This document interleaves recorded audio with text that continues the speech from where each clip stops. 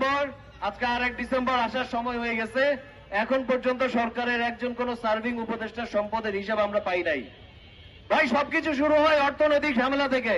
আপনার যদি ধান্দা করা থাকে, আপনি যদি অর্থনৈতিক লুটপাট করার যদি সুযোগ থাকে, তাহলে আপনি হয় হাসিনার মতো জুলুম করবেন অথবা অন্য কাউকে লাগাই দিবেন জুলুম করতে। আপনি হয় হাসিনার মতো নিজে কাউকে কাউকে ভাগ করবেন, এ হচ্ছে জঙ্গি, ও হচ্ছে আপনার 71 বিরোধী, অথবা আপনি আরেকজনকে লাগাই দিবেন যে ও হচ্ছে 24-এর বিরোধী, ও হচ্ছে মাজারপন্থী, ও হচ্ছে অমুকপন্থী তমুকপন্থী। আমার কাছে এখন ক্রমে মনে হচ্ছে যে সরকার আসলে এই দ্বিতীয় পন্থার দিকে চলে যেতেছে। আমি সরকারের উপর এখনো আস্থা রাখতে চাই, আমরা সবাই এখনো সরকারের উপর আস্থা রাখতে চাই, কারণ আমরা চাই না যে বাংলাদেশে আবার একটা 1-11 হোক।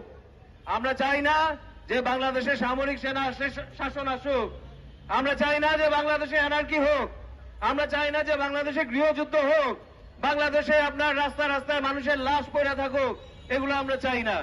আমরা চাই আসলে একটা মানবিক বাংলাদেশ, আপনার সাম্য মানবিক মর্যাদার বাংলাদেশ, আমাদের সামাজিক সুবিচার, আপনার আইনের শাসনের বাংলাদেশ। বিচার বহির্ভূত ভাবে গুম করত, খুন করত হতো শেখ হাসিনা। আমরাও কি শেখ হাসিনা হইতে চাই? নিশ্চয়ই চাই না। আমাদের যারা আজকে 24-এর দোহাই দিয়া কিংবা ধর্মের দোহাই দিয়া, যে দোহাই দিয়াই হোক না কেন, যার উপরে আসলে হামলা করতেছে, যার উপরে আসলে ভাঙচুর করতেছে, যেখানে আসলে আগুন লাগাইতেছে, এই সব কিছু, এই প্রত্যেকটা ঘটনা শেখ হাসিনাকে 1 ফুট 1 ফুট করে বাংলাদেশের দিকে ফেরত আনতেছে। শেখ হাসিনার যে ফ্যাসিবাদ, সেই ফ্যাসিবাদকে ফেরত আনতেছে। এটা বুঝে যারা আমরা এই জিনিসগুলো করি, এটা ভাবার কোনো কারণ নাই যে যারা এই জিনিসগুলো করতেছেন তারা কোনো কিছু বুঝেন না, শুধু আমিই বুঝি। কোনো ক্রমে আমি সেটা ভাবি না। কেউ যদি বুঝে শুনে এটা করে, সে 24-এর আমাদের বন্ধু না, সেও 24-এর শত্রু।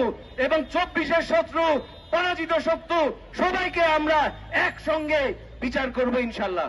বিচার বহির্ভূত ভাবে বাংলাদেশ থেকে কিছু যাবে না। সবাইকে ধন্যবাদ। আসসালাম।